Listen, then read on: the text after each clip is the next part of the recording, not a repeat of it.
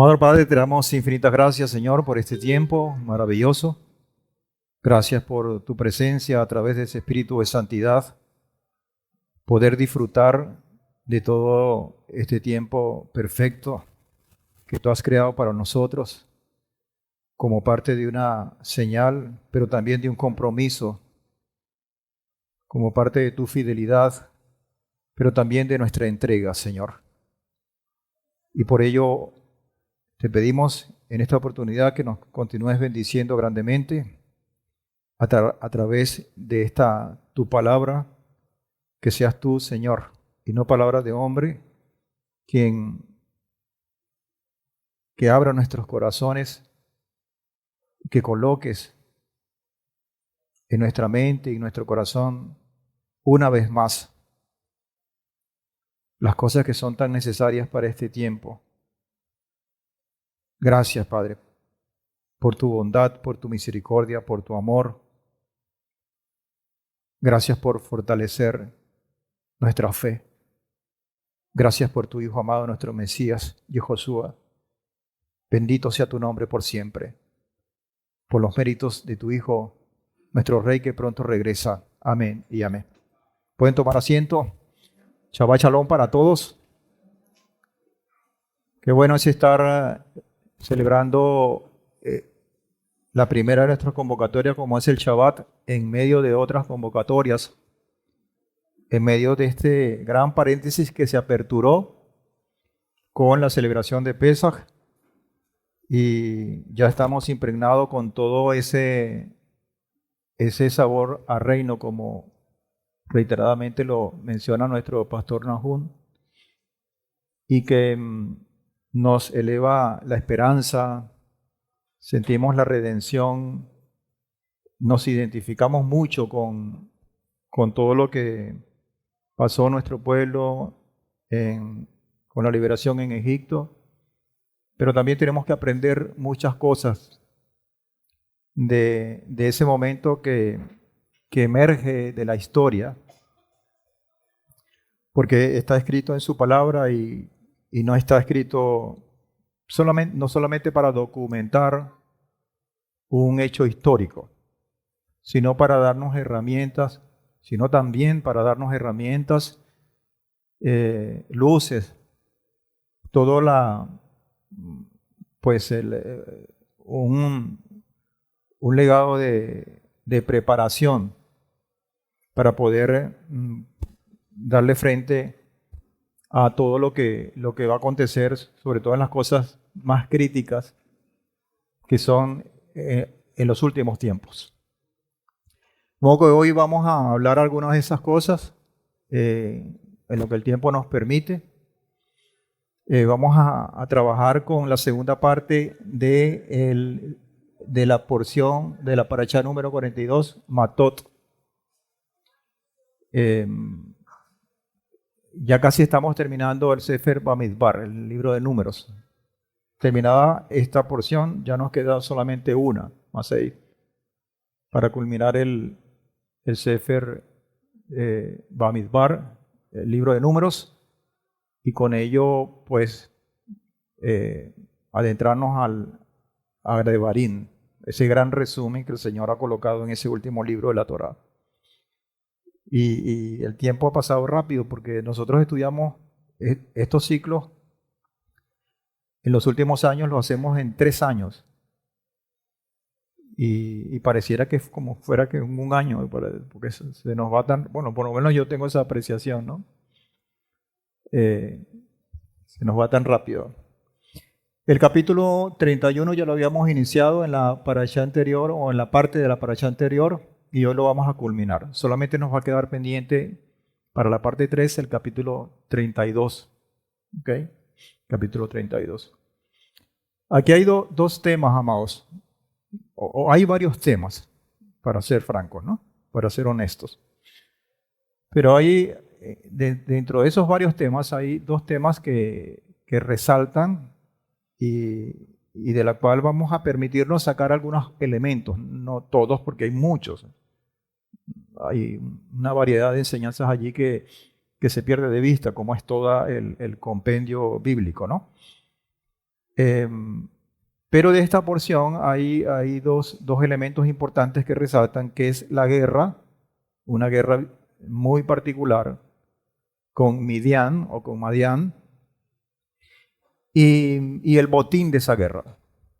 Son dos elementos que están allí, que son protagónicos, y por el énfasis del enfoque cómo está planteado en las Escrituras, es necesario revisar un poco estos elementos para ver qué podemos extraer de allí.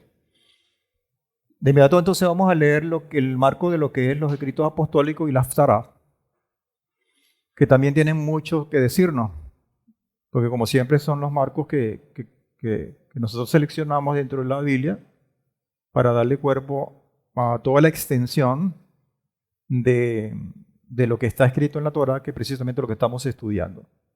Y nos damos cuenta que hay elementos allí que están bien ligados a todo el compendio bíblico como una gran verdad. En Yohanan 15, 4 al 10, que es el que tenemos en los escritos apostólicos, hay una palabra que la vamos a leer ahorita y la hemos leído toda esta semana, que yo les digo honestamente, cuando habla nuestro Mesías, y en este caso ese es el caso, este es uno de los casos, si prestamos mucha atención a lo que dicen las Escrituras, en forma general, cuando habla el Mesías, tenemos que prestar muchísima más atención. Como dicen por allí, pararle más la oreja.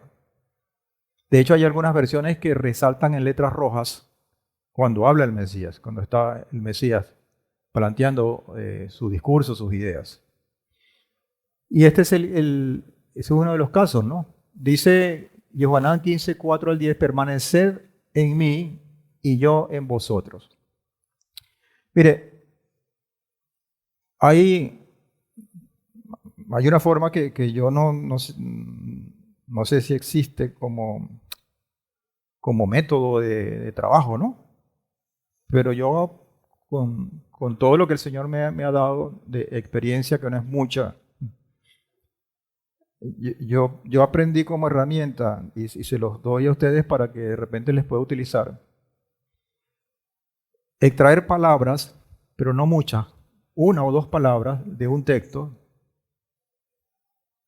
que es la que el Señor le coloca a usted que le llama la atención. Y de allí usted puede derivar cosas importantes para centralizar un poco la flecha de lo que quiere aprender o de lo que quiere enseñar. Siempre llego a esa, involuntariamente incluso, cada vez que pretendo hacer un estudio, hacer algo, me resalta eso, ¿no? En este texto que vamos a leer hay dos palabras esenciales. Hay muchas flechas, pero hay dos palabras esenciales que resaltan. Primero, la conexión. La conexión. Y segundo, la unidad. Esta unidad va a depender de esa conexión. Okay. Conexión y unidad. Y se van a describir elementos importantes dentro de ese contexto particular del cual vamos a leer, que tienen que ver con estas dos palabras.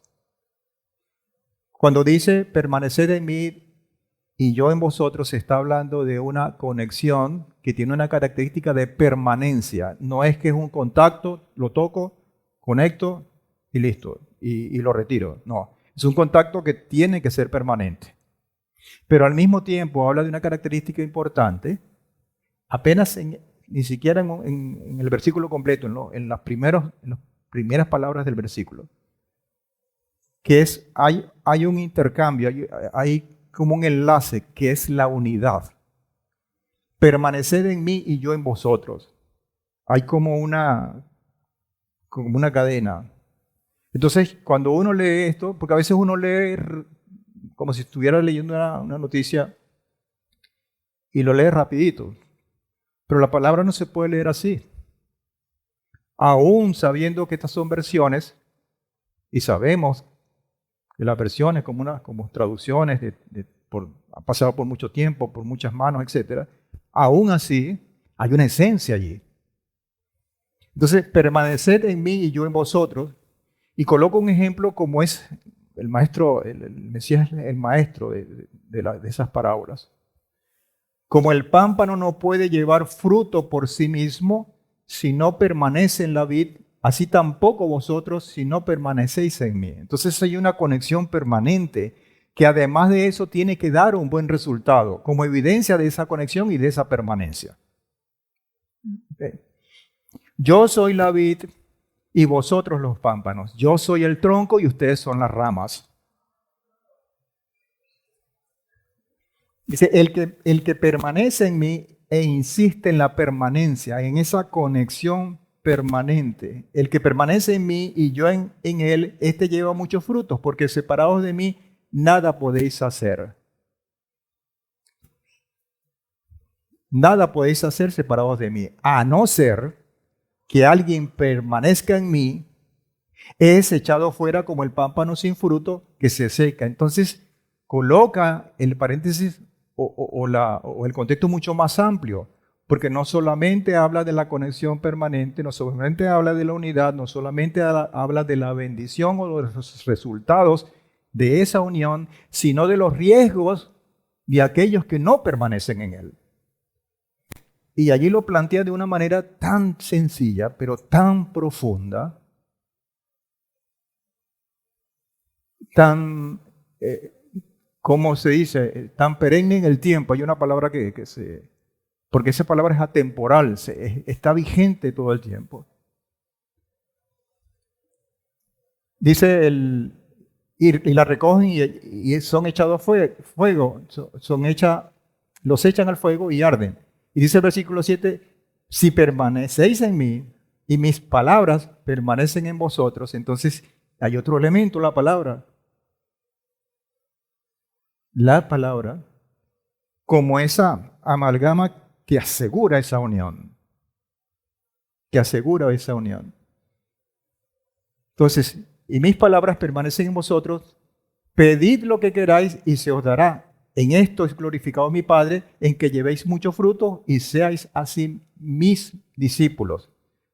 Ahonda entonces más en todos los detalles que como parte, como una buena consecuencia de esa unión.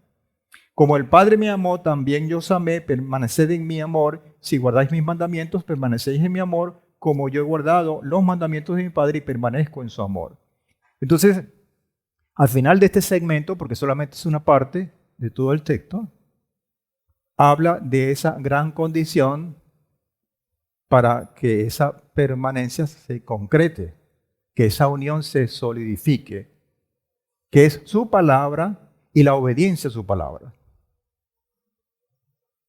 Esto está planteado así como está.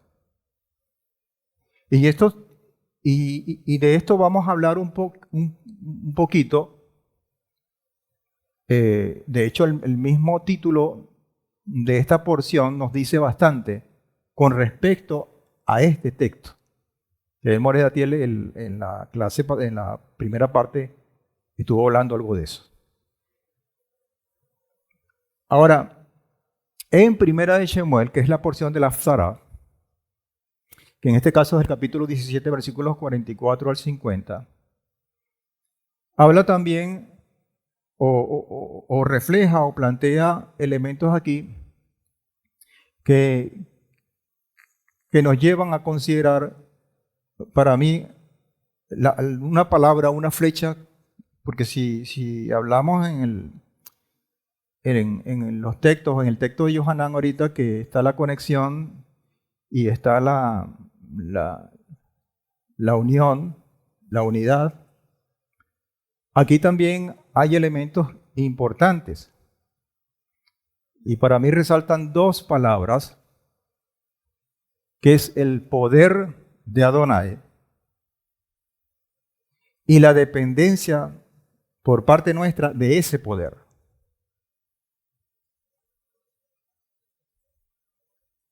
Y como en muchos relatos bíblicos se manifiesta un poder supremo, pero también se manifiesta, en este caso con David, un reconocimiento de ese poder y una conexión, hablando de Johanán o hablando del Mesías, como plantean, de una conexión para que ese poder, que solamente lo tiene el Padre, de alguna manera permee y aquel que está conectado se haga uno con él.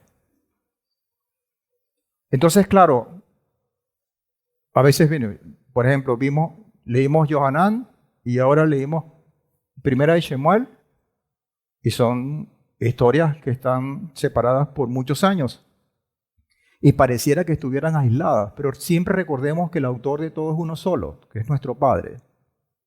Y aquí está la idea que está subyacente también de conexión y de unidad. Ponga atención a esto. Y el filisteo dijo a David, el filisteo casi 3 metros o 3 metros y tanto, ven a mí que te daré tu carne a las aves de los cielos y a las bestias del campo. Cualquiera que escucha esto, porque como dicen muchos por allí, una cosa es llamar a Satán y otra cosa es verlo que se acerque, tenerlo de frente. Son dos cosas diferentes. Entonces ese filisteo con esa, se llama, ese volumen de masa de huesos, le dice eso. Y ustedes saben que la característica de David era todo lo contrario a eso. Pero ¿dónde está la diferencia? No está precisamente en eso. Está en ese poder y en esa dependencia. Entonces dice el 45 del 17 de 1 Shemuel, entonces David le respondió al filisteo, tú vienes contra mí con espada y lanza y jabalina. Recuerden que el mismo David desechó toda la armadura, primero porque se sentía incomodísimo, él no era un guerrero, él era un hombre de monte, como decimos aquí, un pastor, cuidador de animales, y sus herramientas no eran esas. Pero eso es lo que está en la superficie. Esa armadura que tenía David no era de ese tipo, era espiritual. ¿Y cuántas veces nosotros hemos venido que se acerca un monstruo, entre comillas, hacia nosotros? ¿Y cómo nos enfrentamos a ese monstruo? Porque ese es el filisteo, Goliat, carne y hueso. Pero los monstruos que se nos presentan ahora no tienen esa característica. ¿Cómo son? Pero aún más allá, ¿cuál es nuestra actitud para enfrentar ese monstruo? Aquí está la clave.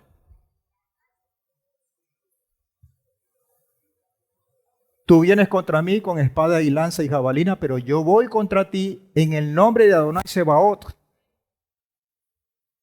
Entonces ya hay una identificación, hay una conexión, hay una adherencia y hay una extensión de ese poder en David. O sea, lo que está diciendo Yehoshua a través de Johanán se está cumpliendo, se cumplió en este fragmento. Y dice, el Elohim de los escuadrones de Israel a quien tú has provocado, dice, hoy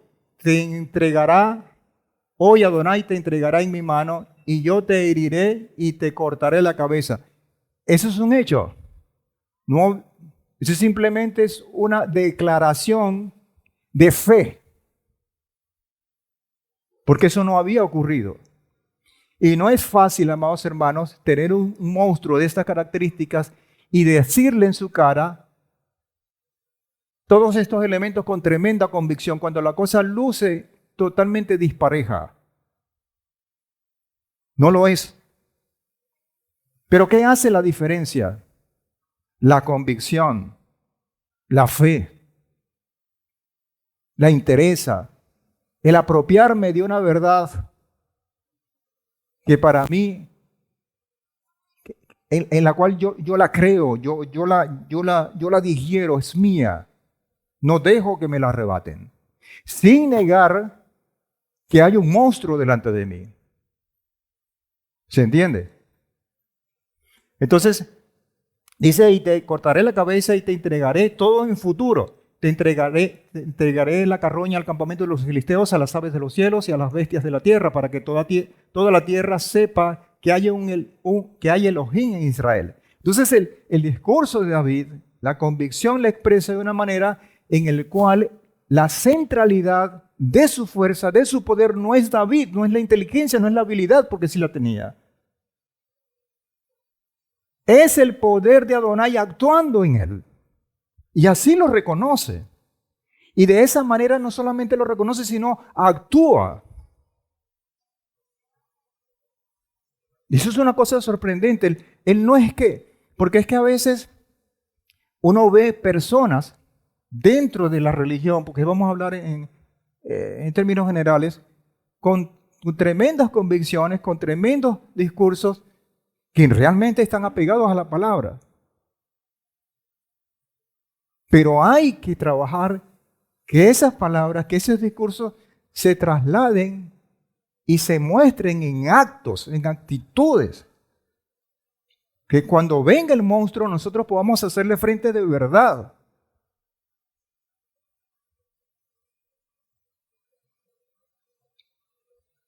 Y esto es importantísimo, amados, porque nosotros vamos a estar sometidos en los últimos tiempos no a un Goliat, no a un filisteo de estas características, de unas características muchísimo más poderosas y muchísimo más amplias, más grandes, más diversas. Si no, veamos la descripción de esas bestias de varias cabezas en lo que está en Revelaciones y en lo que dice Daniel en sus profecías. Entonces, dice el verso 47, y toda esta gente sepa que Adonai no salva con espada y la lanza, por cuanto esta batalla es de Adonai. Esto es importante que lo sepamos. Esta batalla no es mía, es del Padre Celestial. Cuando si usted amplía eso, y usted cualquier condición en la cual está sometido, por las circunstancias que sean, una condición de familia, de matrimonio, de enfermedad financiera, pues ese filisteo se muestra de esa manera en este tiempo. Pero cuando usted sabe que está conectado, que está adherido, como esa rama, como ese pámpano a la vid, la pelea no es suya, la pelea es de Adonai. No estamos solos, pero hay que estar conectados, unidos, adheridos. Porque si le tiran un machetazo a la rama, obviamente el árbol se va a dar cuenta, porque la rama está pegada a él. Pero si está aislado, la pelea entonces no es de la vid. Esa es otra rama que está por ahí suelta. Por cuanto esta batalla es de Adonai, y él os entregará en nuestra mano. Y sucedió que cuando el filisteo se puso en marcha, ya allí estaba liquidado el filisteo. Ya allí, antes de que ocurrieran las cosas, ya listo. ¿Ustedes han sentido eso? ¿Ustedes han sentido que antes de que sucedan las cosas, ya el Padre trabaja con usted le hace ver que Él está guerreando por usted. Lo llena de una fuerza, de una convicción, de una verdad antes de que sucedan las cosas. Eso se llama fe. Eso se llama fe. Entonces a mí o a David o a mí o a usted, lo que resta es simplemente actuar de acuerdo al guión, salvando al guión que está planteado. Y se va solito. Y sucedió que cuando el filisteo se puso en marcha para ir al encuentro de David, se apresuró David a correr hacia la línea de batalla al encuentro del filisteo. Se apresuró David. Eso habla de una convicción, de una seguridad. Y metiendo David su mano en el zurrón.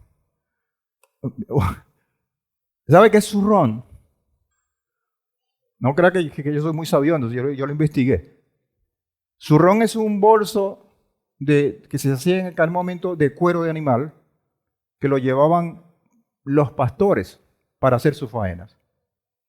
Y ahí, como tenía que caminar muchas distancias, o muy lejos de su casa, etc., tenían que llevar su provisión, y cuestiones materiales y sus alimentos y todo eso para hacer la faena que le tocaba.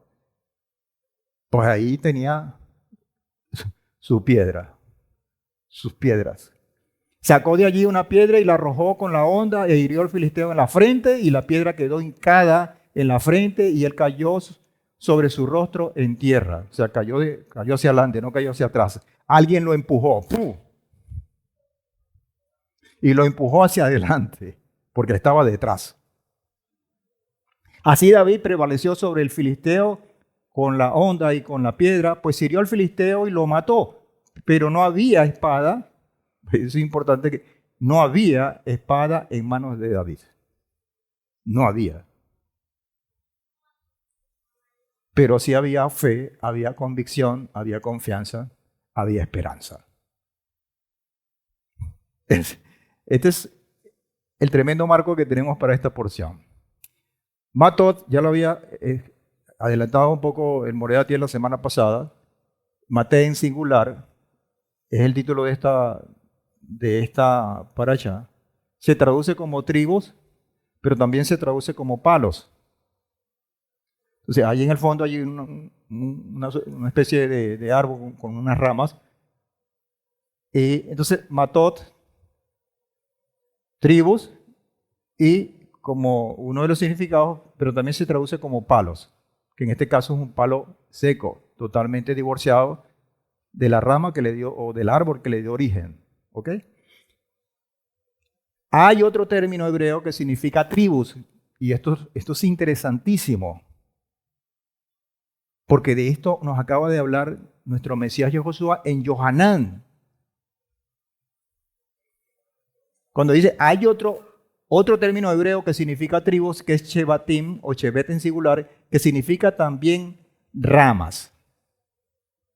Pero esta rama tiene una particularidad, que está adherida al tronco y que está verde, y posiblemente pueda dar frutos, a diferencia de esta. Una sola palabra.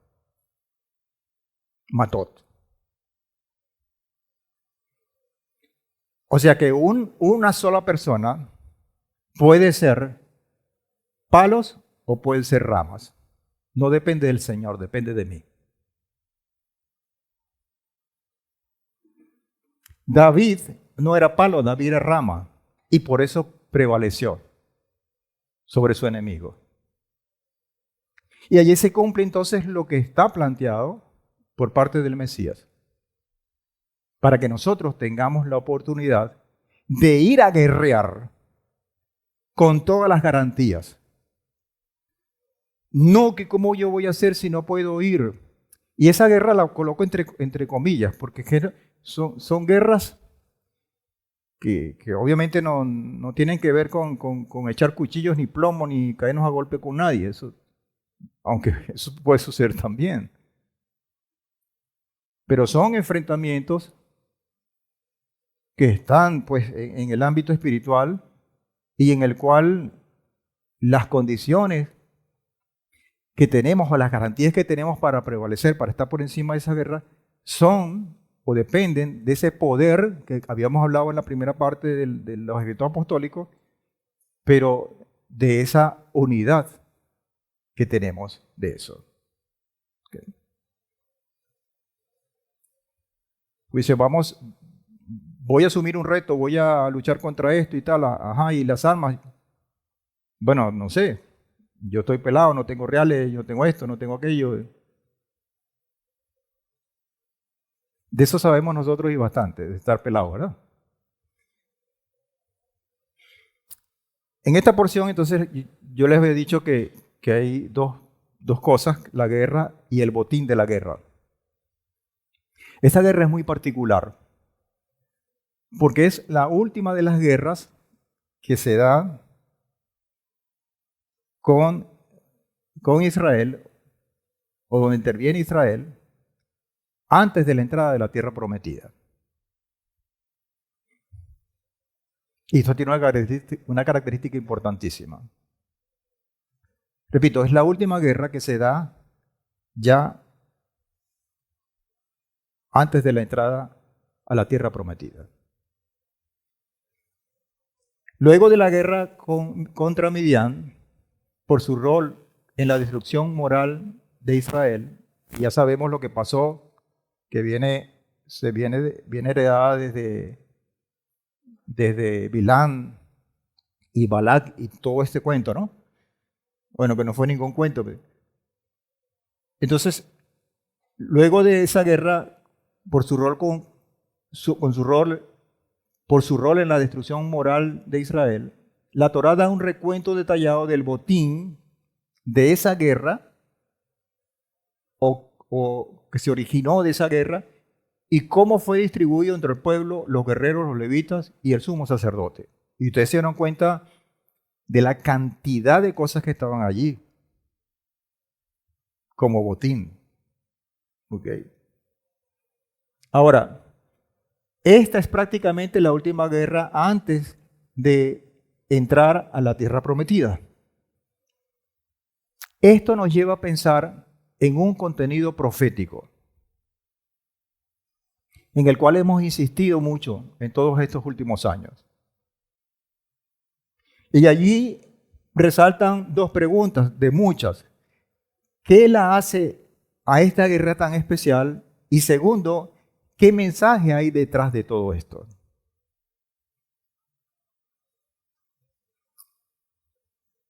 ¿Por qué yo digo que hay un contenido profético precisamente o hay un mensaje profético en todo este periplo del desierto y precisamente antes de entrar a la tierra, resalta este acontecimiento hostil de guerra y todo esto? Cualquiera que puede revisar esto, dice, eso es un relato histórico. Y punto. Pero fíjense lo que dice este profeta Jeremías, Irmeyajo 23, 6 al 8. En sus días será salvo Yehudá e Israel habitará confiado. Habla de un tiempo que cuando leemos la primera parte de ese versículo puede ser cualquier tiempo, pero habla de una tribu del sur, Judá, y una Israel, que es Efraín, que se dispersó entre las naciones y que no regresó. Y Judá se quedó. Entonces, ese es un tiempo ya con el conocimiento previo que tenemos que se va a dar en el futuro. Es un acontecimiento profético. En sus días, basados en eso, sus días están por venir, será salvo, porque además el verbo es en futuro, Yehudá e Israel habitará confiado.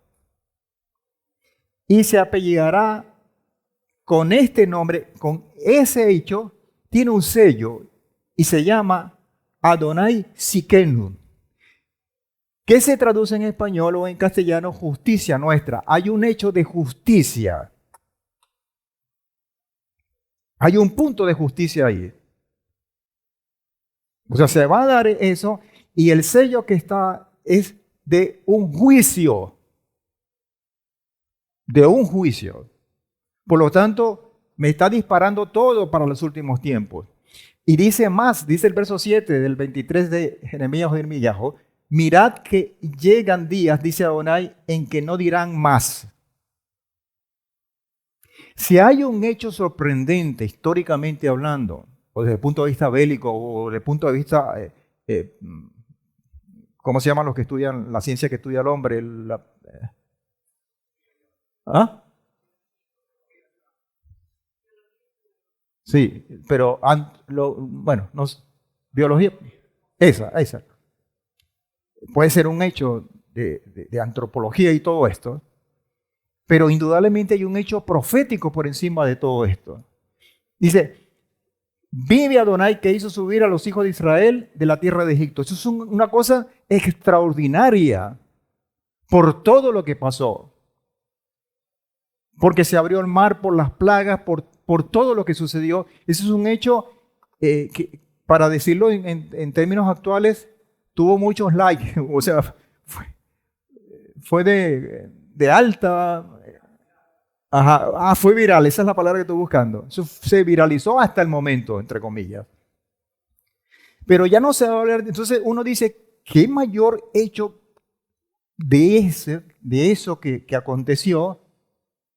¿Qué cosa puede ser mayor a eso que va a dejar en pañales ese acontecimiento? Bueno, sí, lo que va a suceder con usted y con nosotros. Porque dice, si no, vive Adonai que hizo subir y trajo descendencia de la casa de Israel, de la tierra del norte y de todas las tierras a donde los habían arrojado y habitarán en su tierra. ¿En cuál tierra? En la tierra que estaban ahorita, en ese primer hecho, en ese primer éxodo, en esa primera redención, intentando entrar. Por lo tanto, hay un paralelo de una historia y de un evento profético que se está dando. Entonces, yo para saber qué es lo que va a suceder, ya el Padre me lo ha anunciado en un hecho. Eclesiastés es muy claro. ¿Qué es lo que va a pasar? Lo mismo que sucedió. Simplemente vamos a estar buscando en la sombra para tomar herramientas de allí y prepararnos para lo que viene en el futuro. Eso fue lo que hizo David. Entonces, es una guerra, es un enfrentamiento que vamos a tener en los últimos días, pero vamos a hacer como David. Vamos a tomar de esa herramienta, vamos a conectarnos a ese árbol y vamos a actuar como uno, porque esa pelea no es nuestra, es del Padre, y el Padre es el que va a pelear por nosotros. El botín de la guerra se dividía en gente, animales y metálico. Y todos eran muchos. Todos eran muchos. Dice la palabra de aquí, de la porción que estamos estudiando, el 31:26 de Bamidbar. Tú y el sacerdote Elazar y los jerarcas de las casas paternas de la asamblea haced el recuento del botín que se ha capturado, tanto de personas como de animales. Entonces, habían dentro del botín personas y animales, que había que hacer un recuento, como decir un censo, una contabilización, un inventario, para poder hacer la distribución, pero también es importante que había que hacer una purificación de estos elementos, porque recuerden que eso viene de Madián. Y no solamente eso, sino los guerreros también tienen que purificarse para poder estar alineados con esa adherencia de la cual estamos hablando. Incluso, y con mucha más razón, todos estos metales. Dice Bamidbar 3, 31, 22, 23, solo el oro y la plata, el bronce, el hierro, el estaño y el plomo, todo lo que resiste al fuego, lo haréis pasar por el fuego. Aquí hay una cosa importantísima, que aquí hay dos métodos de purificación. Lo que resista el fuego, pásalo por el fuego. Pero lo que no resista el fuego, también hay que purificarlo, pásalo por el agua. El problema, si se puede llamar así, es que dentro del ámbito profético ya la purificación por agua pasó, el diluvio. Ahora viene la purificación por fuego. Por lo tanto, los que vamos a ser pasados por ese filtro, tenemos que resistir, porque si no, no podemos ser salvos.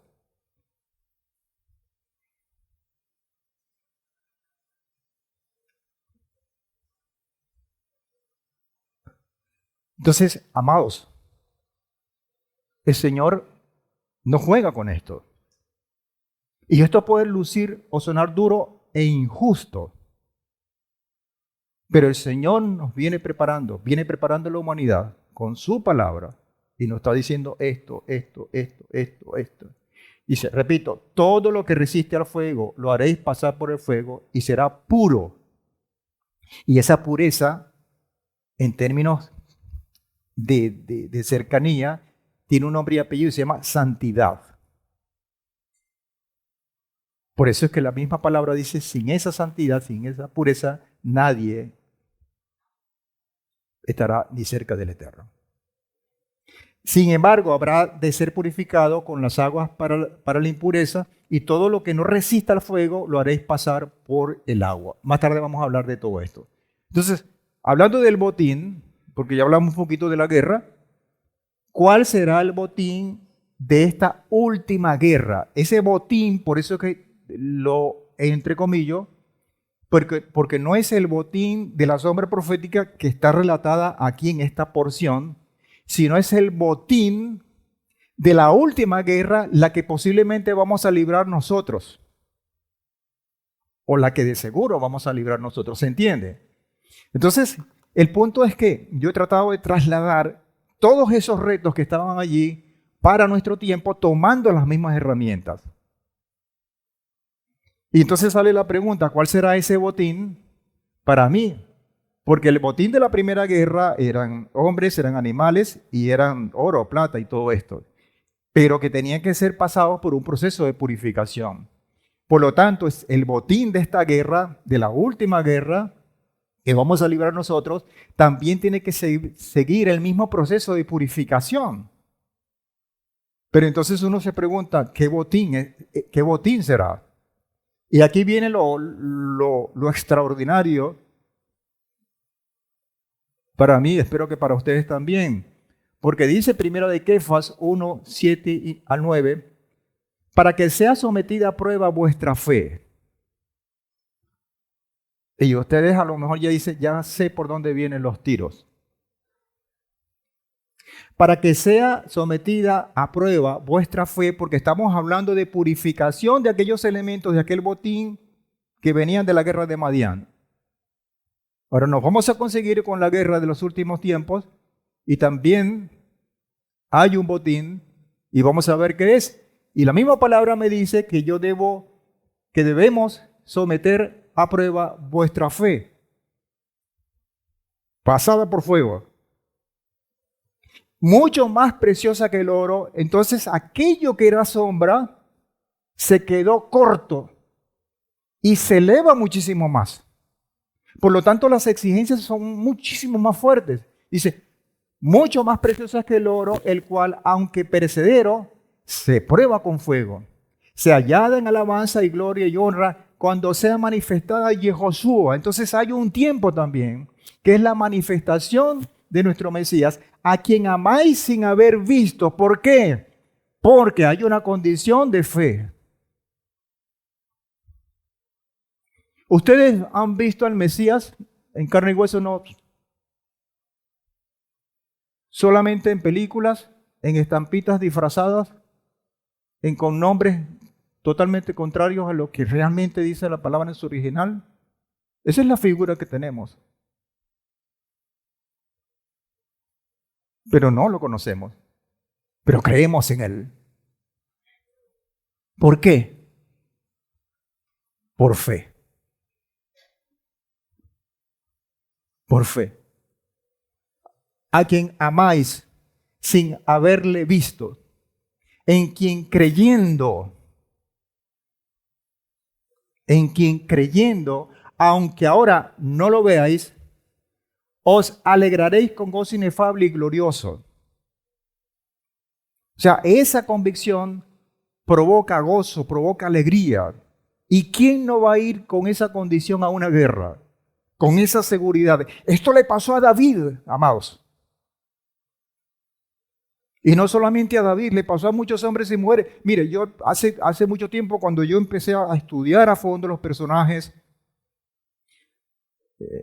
qué sé yo, todos los seguidores del Mesías, los llamados apóstoles, y yo decía, esta gente era masoquista. ¿Cómo es que van a poder seguir y a someterse a tantas cosas? ¿Qué había especial? Esos eran extraterrestres. No, ningún extraterrestre. Eran hombres con una convicción de este tipo y que nosotros está al alcance nuestra. Pero hay una demanda de fe, hay una demanda de creencia, hay una demanda de convicción, de dependencia. Aunque ahora no lo veáis, os alegré con gozo inefable y glorioso. Y dice el versículo 9, obteniendo el propósito de vuestra fe, que es la salvación de vuestras almas.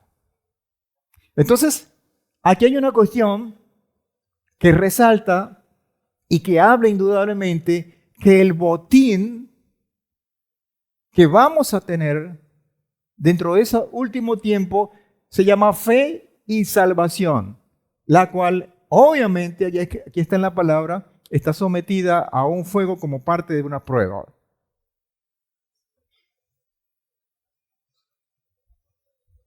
¿Cómo explicamos esto?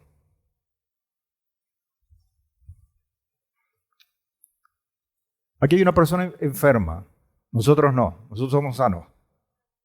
Eso es un ejemplo. Una persona que está padeciendo. Y lo más normal que una persona que está padeciendo es que necesita de un tratamiento. ¿Alguien sabe de esto? ¿Alguien conoce esto? Ese es ozono, pastor. Entonces, ahí estamos nosotros. Porque hay una enfermedad que se llama pecado y que no es otra cosa sino que estamos despegados de esa rama, de ese tronco. Y que tenemos una condición urgente de tratamiento, de ser tratados. Aquí hay tres cosas, o más de tres cosas, pero por lo menos son muy evidentes, en ese panorama que es el medio, el objetivo y el tiempo.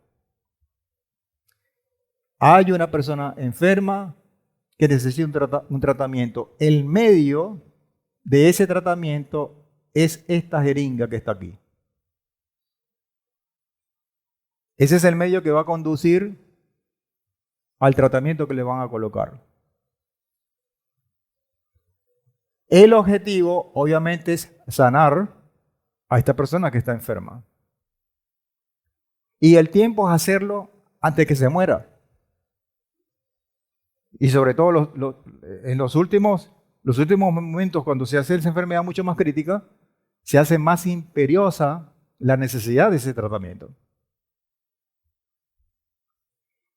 ¿Se entiende este ejemplo? Bueno, esto es lo que está escrito en 1 Kefas 1:5. Y lo extrapolamos. Dice que sois guardados por el poder de Adonai mediante la fe. El medio es la fe. Esa es una jeringa. La fe es una jeringa que porta un tratamiento para alguien que está enfermo y que necesita ser inyectado para que se logre el objetivo que dice, para alcanzar la salvación, que es el objetivo, que está preparada para ser manifestada en el tiempo postrero, en lo cual os alegráis grandemente. ¿Por qué nos alegramos? ¿Por qué nos gozamos? Porque volvimos a la vida. Y esto es lo que está planteado acá al final, obteniendo el propósito, a quien amáis sin haberle visto, en quien creyendo, aunque ahora no lo veáis, os alegráis con gozo inefable, porque ese es el resultado. Y tenemos esa condición bien importante, que hay un medio, que hay un objetivo y que hay un tiempo, pero hay un problema acá. ¿Cuál será el tratamiento, la medicina que lleva esto? No lo hemos dilucidado con esto. Y busquemos en la misma palabra para ver cuál es esa medicina. Porque esto tiene un tiempo en el cual, en los últimos tiempos, viendo el paciente, cuando ya la enfermedad está muy avanzada, tiene que ser más crítico, tiene que ser mucho más de emergencia para que las cosas vayan según el objetivo y terminen con esa alegría, con ese gozo que está allí. Bueno, averiguamos aquí la característica de esa medicina y la identificación de esa medicina. Dice en Efesios 2, 4 al 10, pero Adonai, que es rico en sus misericordias, entonces esa medicina es un cóctel.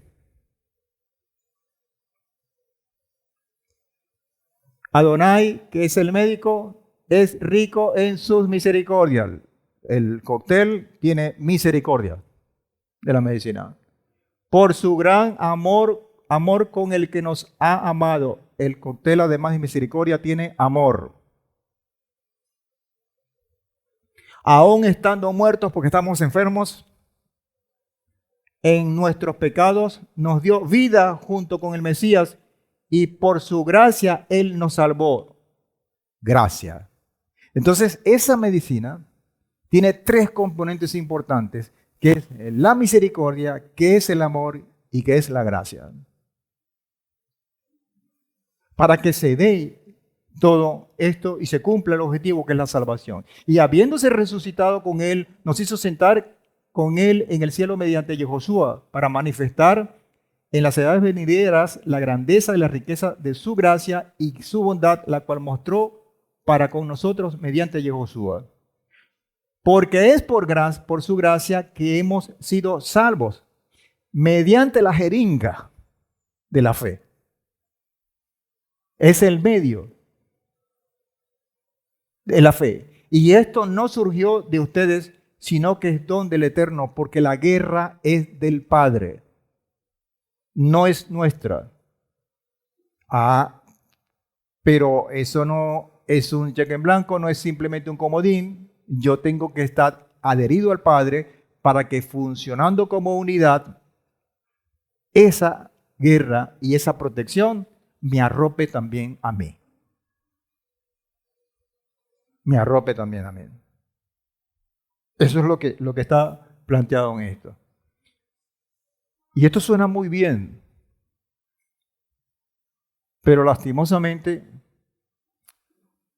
siempre nosotros le echamos a perder las cosas al Padre.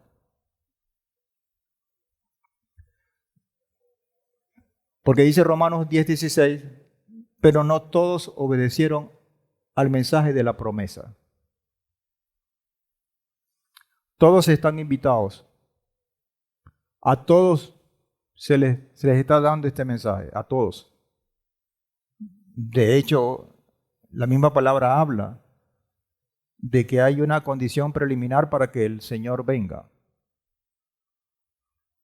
que precisamente tiene que ver con el conocimiento de la palabra.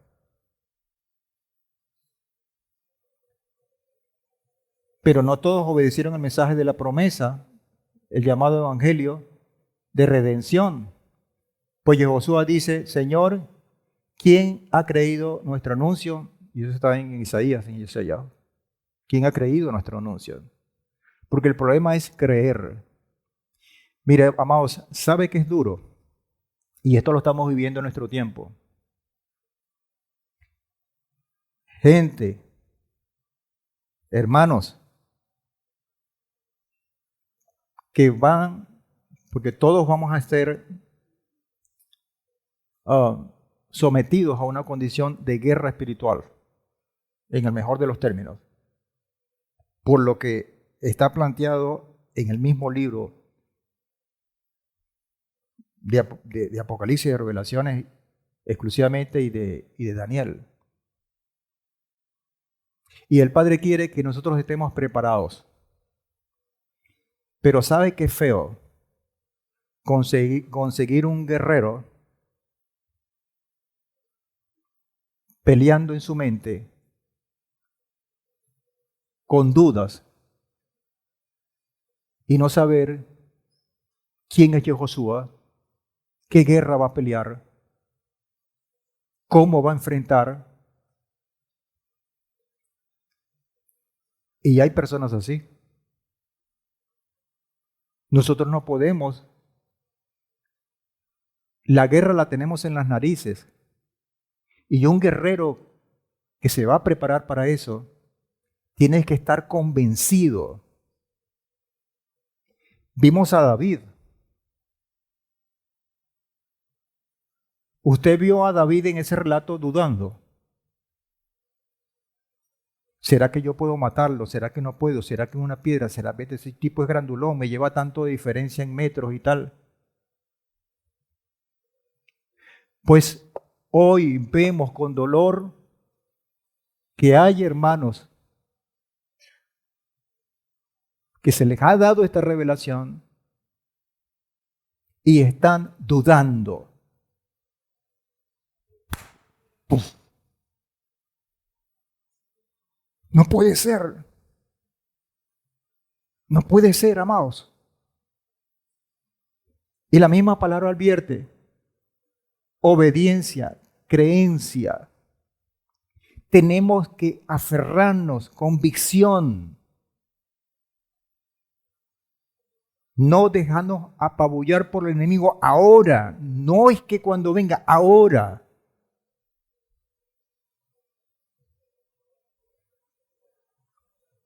Y esto, digo yo, de repente ustedes pudieran tener otros factores o no están de acuerdo con eso. Esto se debe, para mí, a dos factores. Primero, en no saber que estamos enfermos, entre comillas. Y si yo no sé que estoy enfermo, yo estoy súper chévere, ¿para qué voy para el médico? ¿Para qué voy a buscar ese tratamiento? ¿Para qué yo voy a buscar esto? Yo no estoy en esta situación.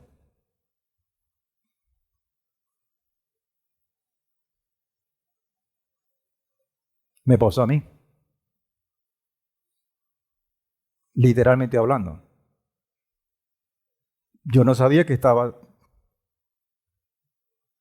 tan mal.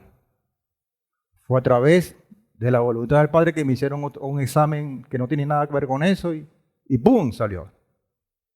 Y no iba al médico para tratarme el tipo de problema que después surgió. Fui por otra cosa.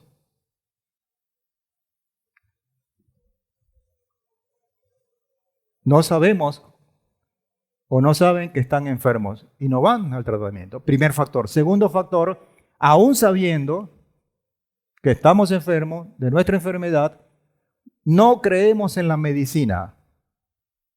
Dudamos. Y eso es lo que está pasando en muchos.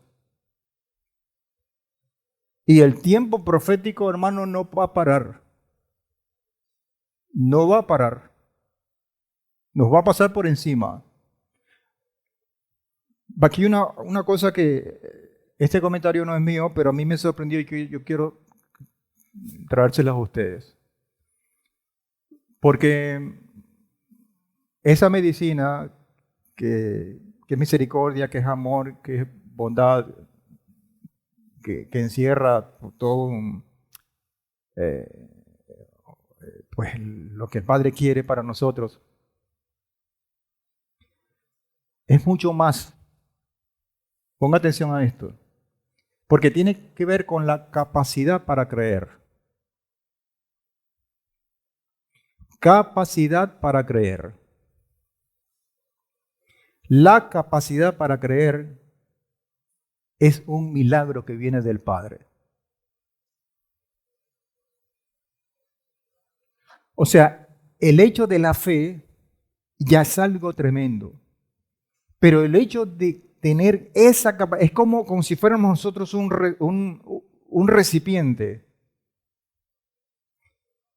En cuanto más grande sea ese recipiente, más volumen de producto le cabe.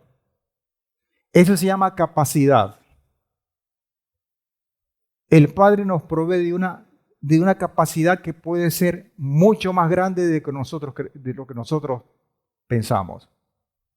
Y tenemos que trabajar y buscar esa capacidad para creer. La capacidad para creer y obedecer al mensaje de la redención es un regalo del Eterno. No solamente es la fe por sí sola, sino la capacidad para retener esa fe también está incluido.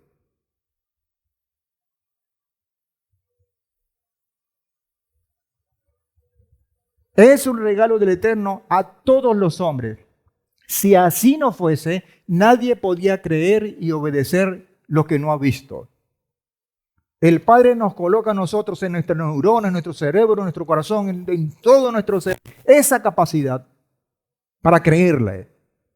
Aunque podríamos estar muy acostumbrados a esa idea conceptual de la fe, que no es que sea mala, pero ha sido incompleta. Aunque podíamos estar acostumbrados a esa idea, la verdad es que la fe es un milagro tan extraordinario que a menos que el Eterno lo conceda, el hombre jamás podrá alcanzarlo por sí mismo.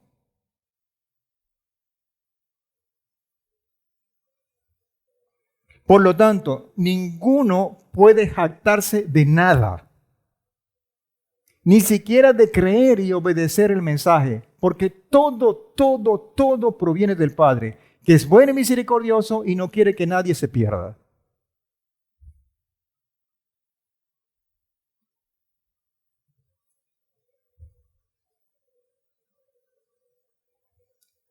Gilel 17, 1 y 5 dice, decía Josué a sus discípulos, es inevitable que vengan los tropiezos.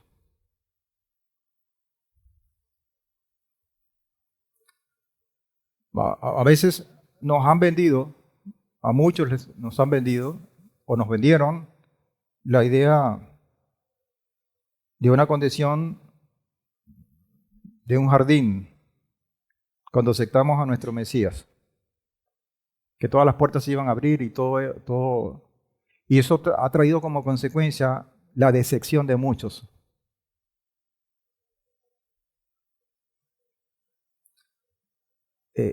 Y ahí se ve el amor del Padre, porque a pesar de esa decepción, de ese impacto, muchos muchos hemos permanecido y pasar ese filtro. Como decía una entrevista de un pelotero que se le hizo algunos años, venezolano, que llegó a las grandes ligas y lo estaban felicitando por eso, por un jugador de béisbol extraordinario. Y él decía, no me feliciten, porque el asunto aquí no es llegar, el asunto aquí es permanecer.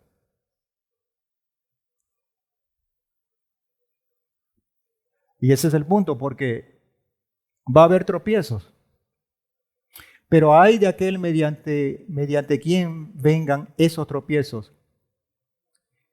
Mejor le fuera si se atara una piedra de molino de asno al cuello y se lanzara al mar, que provocar tropiezo a uno de estos pequeños. Y uno ve, entonces, bueno, yo soy de los que pudieran ser afectados por los tropiezos, no de los que pongan tropiezo. Pero entonces aquí viene el versículo 3 y dice, tengan cuidado de sí mismos.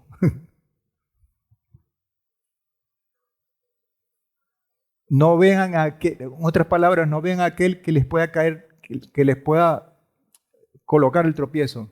Vigílense de ustedes mismos, que no sean tropiezos de ustedes mismos. Tengan cuidado de sí mismos.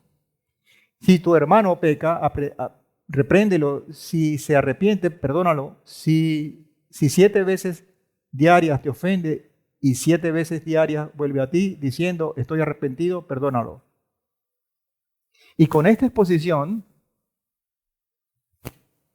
ellos exclamaron y le dijeron los apóstoles a nuestro Señor, aumentanos la fe. Quiere decir que la fe entonces es una condición de procesos que va de menor a mayor, que se fortalece, que se aumenta, que se alimenta.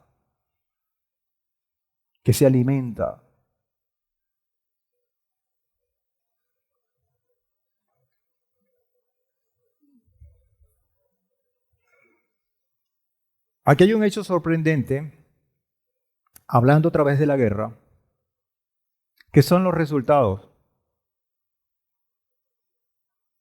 Porque en los resultados se ve cómo estuvo la preparación de un ejército, hablando en forma secular, pero también en forma espiritual.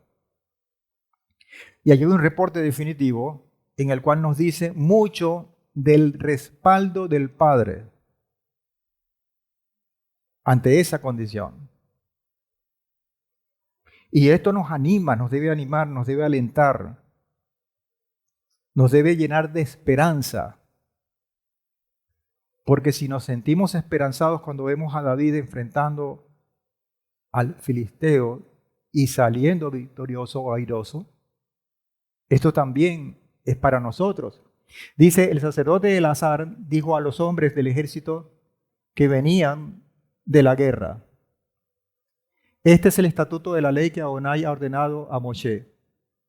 Solo el oro, la plata, el bronce, el hierro, el estaño, el plomo, todo lo que pase por fuego, pasaréis por el fuego y será limpio. Pero será purificado con el agua para la impureza, mas todo lo que no pase por el fuego, lo pasaréis por el agua. Pero al fin y al cabo todo tiene que ser purificado. ¿Y qué es lo que ha sucedido entonces proféticamente? La primera purificación, que fue por agua, ya sucedió. El diluvio. Queda la segunda purificación, que es por fuego. No ha sucedido. Esa es para el final de los tiempos. Y los elementos que van a ser procesados por esa purificación tienen una demanda muchísimo más alta que la sombra profética que se nos mostró con Noé o con Noé. Porque tienen que resistir el fuego. Solo el oro, la plata, el bronce, el hierro, el estaño y el plomo, todo que pase por fuego, pasaréis por fuego y será limpio, porque lo resiste. Pero será purificado con el agua para la impureza, mas todo lo que no pase por el fuego, lo pasaréis por agua. Pero esa opción ya se terminó proféticamente. Entonces hay 2 elementos que son utilizados para la purificación: agua y fuego. ¿Y dónde está esto? Porque será invento de uno. En 2 de Kefas, capítulo 3, versículos 6 y 7, dice: por lo cual el mundo entonces fue destruido, siendo inundado con agua. Pero los cielos y la tierra actuales están reservados por su palabra para el fuego.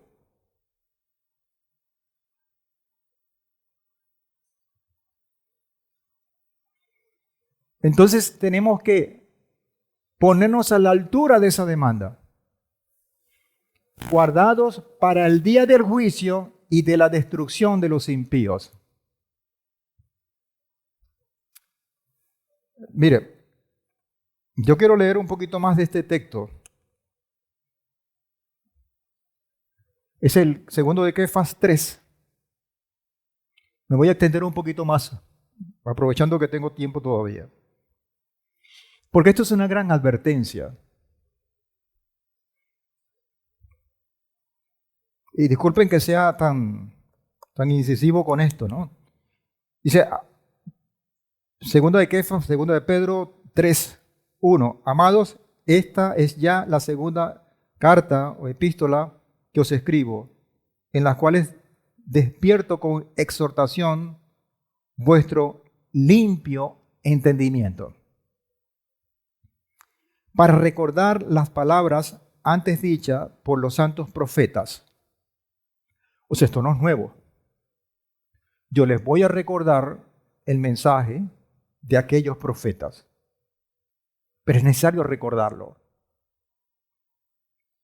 Y del mandamiento del Señor y Salvador proclamado por vuestros apóstoles. Entonces, hay una confluencia de una verdad que viene de antes y una salvación, una herramienta que está dada a través del Mesías Josué. Y esos no están divorciados, estas dos cosas. Lamentablemente nos dieron al Antiguo Testamento, el Viejo Testamento, eso no sirve, eso es para los judíos, y lo que sirve es esto. Eso no existe. Esos están así.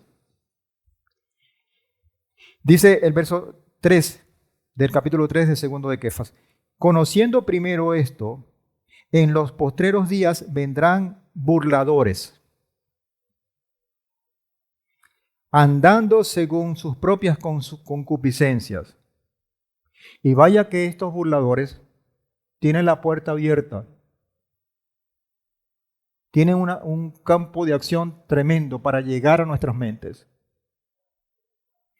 Dice el verso 4, y diciendo, ¿dónde está la promesa de su advenimiento? Eso es una mentira, eso es una falacia. Eso no viene nada. Pues desde que durmieron los padres todo permanece igual desde el principio de la creación. No ha pasado nada. No ha ocurrido nada que me evidencia que viene. ¿Y ustedes todavía creen en eso? Ustedes todavía están fundamentados, pero se están perdiendo el tiempo. Esa juventud que pudiera estar en otra cosa está perdiendo el tiempo metido en una iglesia. ¿No han escuchado esto ustedes antes? ¿No ustedes mismos se lo han preguntado ustedes mismos? Ciertamente, ellos ignoran voluntariamente que en el tiempo antiguo fueron hechos por la palabra de Adonai los cielos y la tierra. Entonces hay una ignorancia del poder de creación que no viene de ayer, viene desde lo infinito hacia atrás, que proviene del agua, y por el agua subsiste. Verso 6 dice, cosas por las cuales el mundo de entonces pereció inundado por agua. Y aquí viene esta parte. Pero los cielos y la tierra de ahora quedan reservados por la misma palabra, porque es la palabra, es la que te coloca, es el instrumento, lo acabamos de ver en la introducción con Juan, en el cual está el sustento. Es decir, no hay fe sin palabra. El que diga yo tengo una fe inquebrantable de aquí al cielo y tal, y no conoce la palabra, está mintiendo.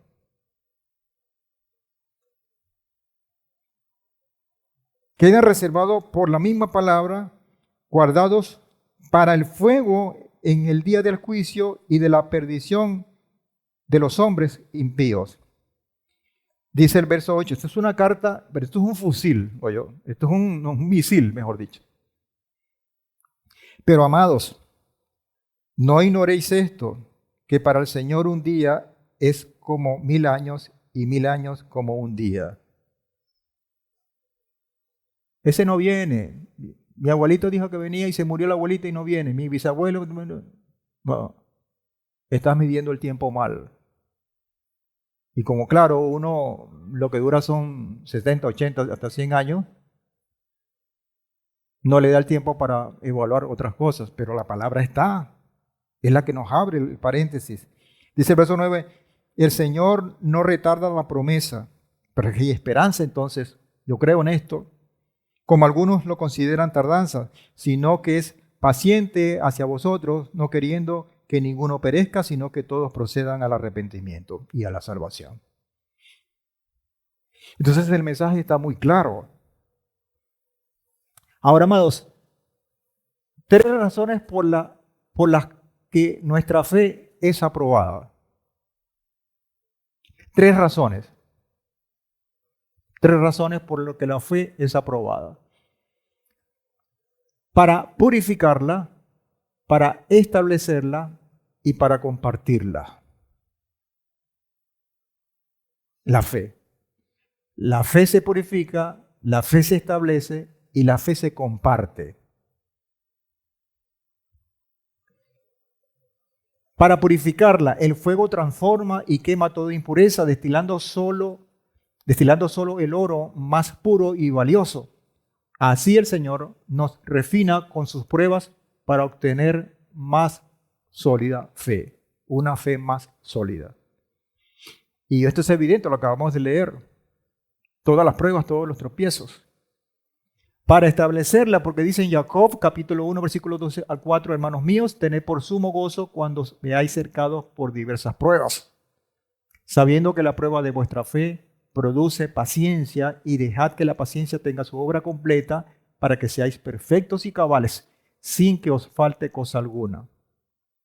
Pero no podemos dejarla, purificarla y establecerla en nuestras vidas sin compartirla. Porque dice Filemón, capítulo 1, versículos 4 al 6, doy gracias a mi Elohim, haciendo siempre memoria de ti en mis oraciones, al oír de tu amor y de la fe que tienes hacia el Señor Yehoshua y hacia todos los escogidos, porque hay una proyección, hay un compartir de esa creencia, de esa fe. Dice el verso 6, y ruego para que la participación de tu fe sea eficaz en el pleno conocimiento de todo lo bueno que hay en nosotros respecto al Mesías. Esa participación de la fe es una compartir esa fe. El Señor no creó seres aislados, vivimos y somos seres sociales que tenemos que estar en comunidad para poder sobrevivir. Bamidbar 31:49 dice, y dijeron a Moshe, aquí está la evidencia de aquellos soldados que trabajan adheridos como esa rama, eventualmente va a dar buenos frutos. Y se ven, son tangibles. Aquí está uno de ellos, de este acontecimiento.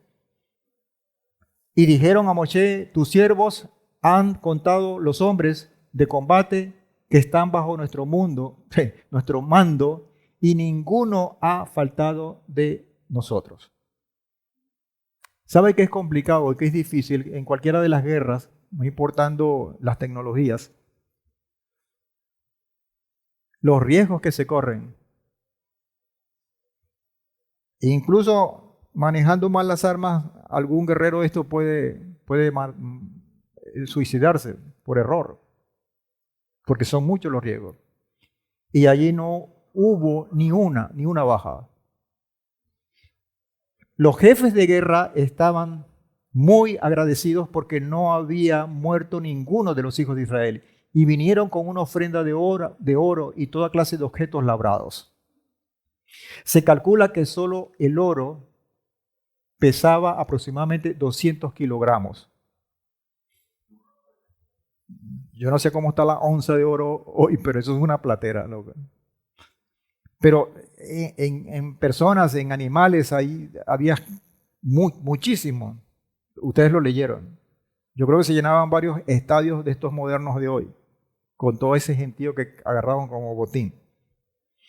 El nivel alto de moral y pureza ritual que tenían los soldados de Israel durante el tiempo de Moshe y Josué les dio una protección especial en tiempos de guerra.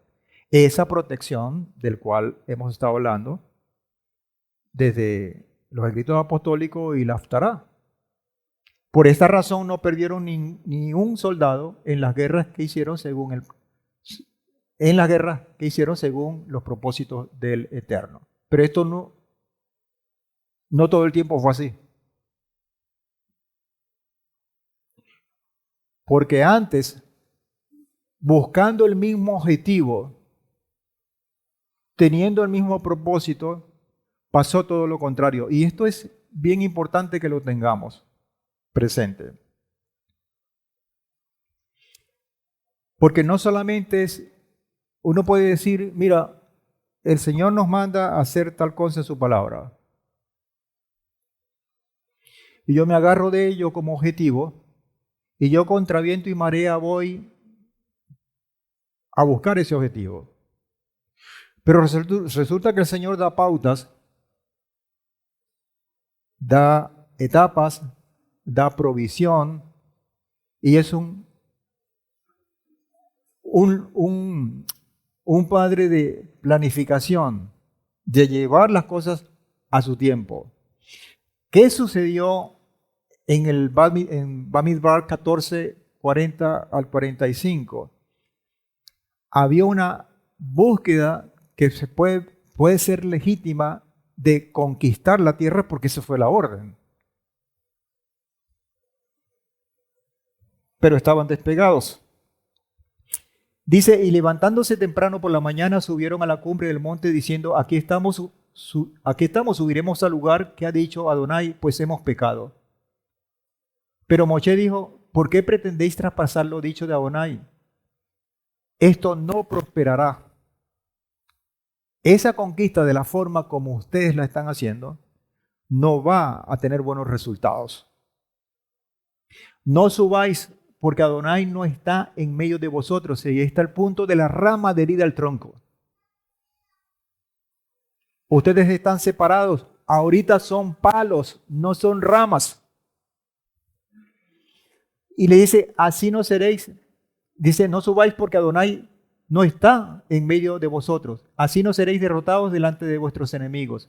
Porque la amalecita y el cananeo están esperando allí contra vosotros y caeréis a espada por cuanto os volvisteis de seguir a Adonai.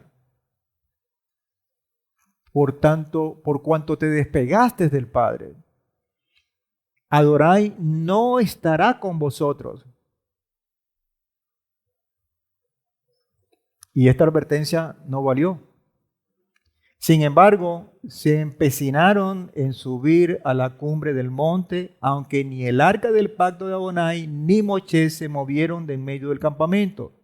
Y lo que pasó como consecuencia era lo que se esperaba.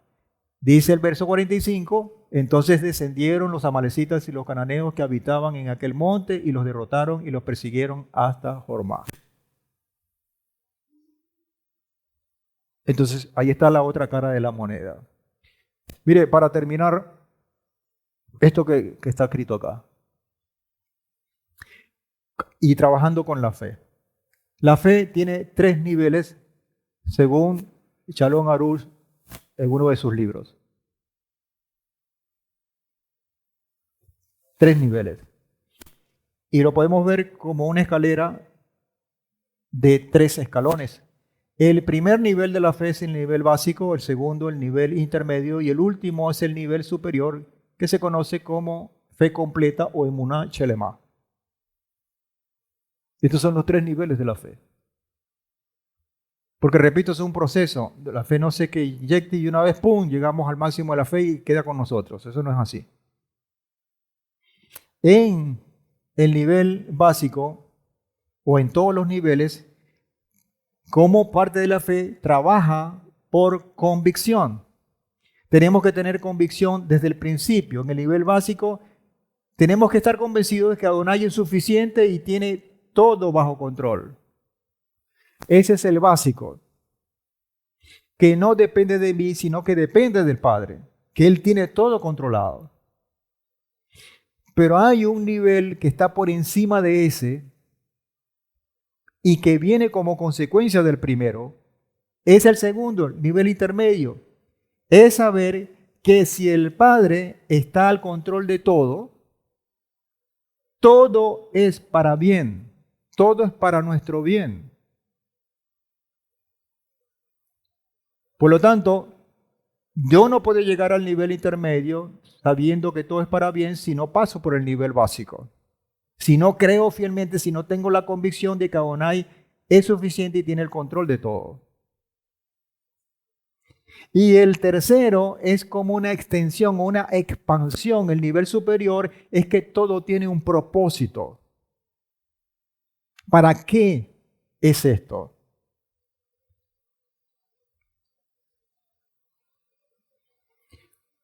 Claro, esto es como la escalera de Jacob, allá en Bereshit, que esto es ascendente, sube, pero también baja. Hay ángeles subiendo, pero también hay ángeles bajando. Porque hoy pudiéramos estar en la cúspide, pero si yo me descuido, puedo caer. Entonces es como una especie de espiral que va nutriendo, que me va a hacer más fuerte, que me va a hacer más fuerte. Y tenemos que alimentarla. Y la forma de alimentarla es a través de la palabra. Entonces, este nivel básico, en donde la convicción es que Adonai es suficiente y tiene todo bajo control, es el nivel de vencer la duda. Es lo primero que tenemos que... Ese es el primer enemigo. El nivel intermedio, perdón, y aquí entonces trabaja con la purificación. Esto que vimos, perdón que vuelva atrás un momentico, que vimos aquí. Se purifica, se establece y se comparte. Estos niveles trabajan de la misma manera. Entonces, tenemos esa condición de nivel básico en donde hay que vencer la duda y eso, al vencerla, es que tenemos que sacarla, purificar nuestras vidas. El nivel intermedio, donde dice todo es para bien, es sustituir esa duda por seguridad. Porque si sacamos la duda, pero no la reemplazamos por otra cosa, queda un hueco, queda un vacío y posiblemente se va a llenar con más dudas si no la reemplazamos, y en este caso se va a reemplazar con seguridad. Esto es el establecimiento, ya la fundación, la consolidación. Y el tercero es ver el objetivo, que es compartir. Todo tiene un propósito, es ver hacia dónde el Padre me está colocando. ¿Por qué me está colocando esa fe? Mire, yo lo puedo hablar por mi condición, por mi proceso. Y ustedes lo conocen.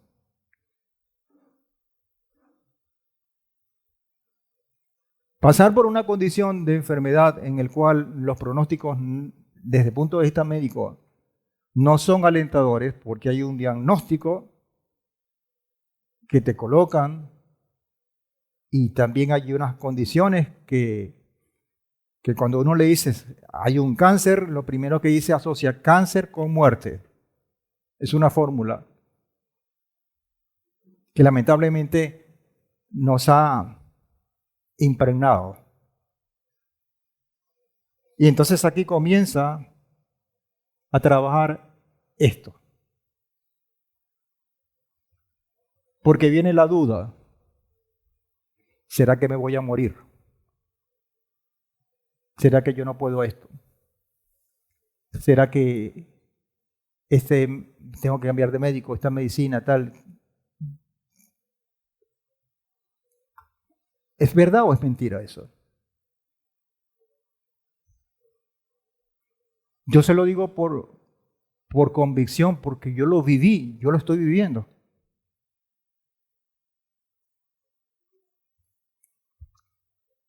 Y es lo primero que se ataca acá. Pero entonces tenemos que sacar esa duda. Y ahí empieza a trabajar la fe en nosotros. Esa capacidad tiene que ensancharse y de permitir que el Señor ocupe todos esos espacios que se están ensanchando en nuestra vida. Y empezar a sacar esa duda sin decir que este diagnóstico que está en el papel está errado. No, yo no niego eso, eso es mentira, que no sé qué más. No, es una verdad. De eso no se trata.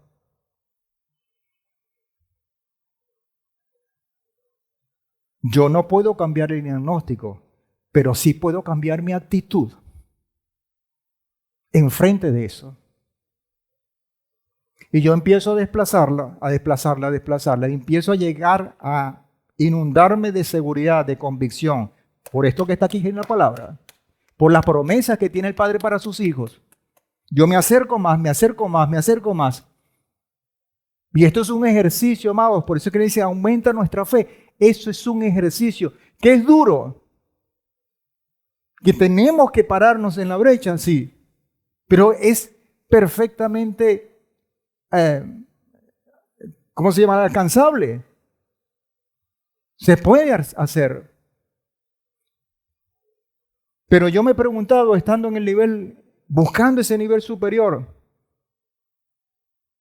y dejando atrás la duda, teniendo esa seguridad, entonces uno viene como que sale del agua, ya respira y dice, ¿para qué el Señor me ha puesto de esta manera? ¿Cuál es el propósito que está persiguiendo en mí?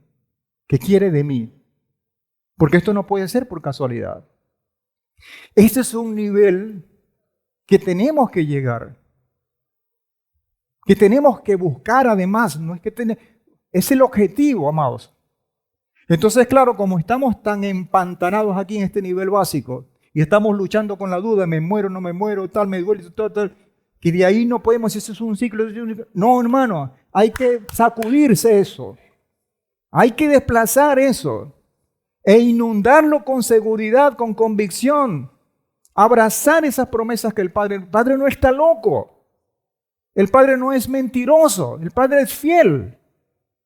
Y nos apropiamos de esa verdad. Pero ojo, tengo que llevar a esta condición porque hay un propósito detrás. Eso no puede venir de gratis. Entonces ahí yo cierro el ciclo. Y allí entonces uno le da gloria al Señor. Gloria al Padre. Y que si uno, el Padre le va a dar, fin a nuestra vida en este sistema, sabiendo que estamos cumpliendo este ciclo, tratando de buscar ese propósito. Y eso nos llena de fe, de esperanza, de alegría, de gozo, de motivación, de esperanza. No hay otra fórmula secreta de esto. Sin dejar de ser responsables y hacerse el tratamiento, hacerse lo que sea, porque el Padre también cobra por allí. Eso no es. Así trabaja el Señor. Vencer la duda, Adonai es suficiente y tiene todo bajo control. El primer intento de cumplir esta meta no tuvo éxito, como acabamos de leer históricamente hablando. Intentaron conquistar la tierra y fueron raspados, fueron fusilados por el enemigo. Puesto que la generación anterior salida de Egipto después de enviar exploradores, cae presa del temor y rehúsa avanzar hacia su propósito. Por ello, esa generación quedará rodeando el desierto durante 40 años. Ahora la nueva generación, nacida en libertad, desea cumplir la misión con estas herramientas. Ahora, ¿qué quedará de nosotros, amados? Imagínense ustedes si ese ciclo se está cumpliendo y eso es una flecha que va hacia arriba, en exigencia para nosotros, pero también en bendición. Estamos en la cúspide de cumplir lo que se estaba proyectando acá como una sombra profética. Y esto no es poca cosa. Para los últimos tiempos sucederá lo mismo. Mucha gente quedará fuera del reino y allí será entonces el lloro y el crujir de dientes. Porque está el palo y está la rama, de la que habíamos hablado al principio. Segundo nivel, todo es para bien, sustituir la duda por seguridad. Esto es un proceso como le acabo de poner en el ejemplo. Dice Bamidbar 14, 6 y 9, y Josué bin Nun y Caleb ben Jefone, que eran los que habían explorado la tierra, rasgaron sus vestidos cuando dijeron, no, ellos son más poderosos que nosotros. Y hablaron a toda asamblea. Entonces, Yehoshua, estoy leyendo Bamidbar 14, 6 al 9, y Yehoshua bin Nun y Caleb ben Jefone, que eran los que habían explorado la tierra, rasgaron sus vestidos y hablaron a toda la asamblea de los hijos de Israel diciendo, la tierra por donde pasamos para explorarla es tierra extremadamente buena. Fíjense el balance, ¿no? Allí estaban los grandulones estos, que los querían matar, pero ellos no resaltaron eso. Resaltaron era lo otro, afianzados en la verdad, en la promesa del Padre. ¿Se entiende? Yo tengo un diagnóstico. Y eso puede ser cierto desde el punto de vista médico. Y yo no lo puedo negar. Pero yo no me afianzo en eso. Me afianzo en las promesas del Padre. Con fe yo llego a eso. Eso no es ningún secreto, eso está allí. Eso fue lo que hizo David. David tenía una realidad enfrente de él, el grandulón. Pero él no le creyó a eso. Le creyó fue a la condición que el Padre le ha dado como su hijo. Sus promesas cumplidas en él. Porque, repito, la guerra no es mía, la guerra es del Padre porque yo estoy pegado al Padre. Porque nosotros estamos adheridos a Él. Y la tierra por donde pasamos, dice, para explorarla es tierra extremadamente buena. Si Adonai se agrada de nosotros, y entonces ahí está la condición, si tenemos la bendición del Padre,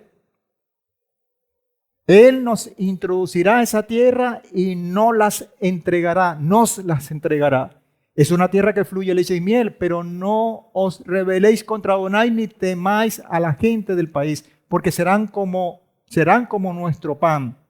Su defensa se ha apartado de ellos y Adonai está con nosotros. No les tengáis miedo. Todo es para bien. Todo es para bien. Entonces la duda trae temor, trae inseguridad. Y finalmente ver el objetivo, que obviamente es la conquista, la finalidad primordial de toda la historia que hemos narrado esta mañana, y que es la historia de Israel, desde sus orígenes hasta este momento, era cruzar el río Jordán y asentarse en lo que se llamaba la tierra de Canaán, convirtiéndola en lo que se llama Eres Israel, la tierra en la que se asentará el pueblo de Israel para vivir siguiendo las sendas de Adonai, que Adonai les había prometido. Y finalmente, amados hermanos, dice Bamidbar 31:54. Y Moshe y el sacerdote Elazar tomaron el oro de los jefes de miles y de los jefes de cientos y lo llevaron a la tienda de reunión como memorial de los hijos de Israel delante de Adonai. ¿Qué llevaron? Tomaron el oro de los jefes de miles y de los jefes de los cientos y lo llevaron a la tienda de reunión. Al final lo que vamos a llevar es eso. Padre, aquí está. Esto es lo que yo he logrado. Aquí está mi fe. Aquí está mi convicción. Yo dependo de ti. Y esto no es nuevo. Dice, hicieron con estos metales utensilios para el servicio para que queden como recuerdo permanente. Había un propósito detrás de todo esto. Esto no es porque, bueno, hay que llenar un requisito y simplemente porque está allí. Hay un porqué. Y es muy claro en la palabra. Dice, algo similar ocurre cuando los hijos de Israel, bajo el mando de Josué, vale decir Josué, cuando conquistó a Jericó. Finalmente dice Josué 6:24, y prendieron fuego a la ciudad y todo lo que había en ella. Solo pusieron en el tesoro de la casa de Adonai la plata, el oro y los objetos de bronce y de hierro. Y lo colocaron a disposición del Padre. Nuestra vida es una ofrenda al Padre y debe ser colocada a su disposición. Él es el que controla, Él es el que provee, Él es el que guerrea. Y nosotros simplemente nos adheridos a su presencia. Amén. La próxima semana tenemos el cierre de esta porción en su parte 3, en la parashá número 42, Matot, y con ello dejamos la puerta abierta para culminar ese libro con la última porción. ¿Ok? Bueno, Shabbat Shalom y muchas bendiciones para todos. Amén. Amén.